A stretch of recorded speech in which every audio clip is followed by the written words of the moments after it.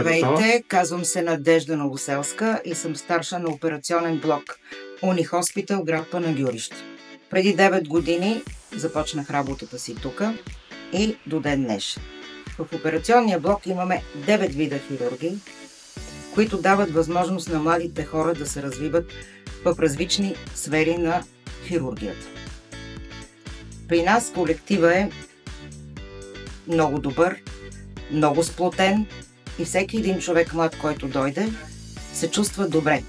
Добре посрещнат и благодарение на кадрите, които са с повече опит и стаж, тези млади хора получават много добро развитие за бъдещето си. Те получават знания, получават опит и климата и средата, която съществува между нас, е прекрасна.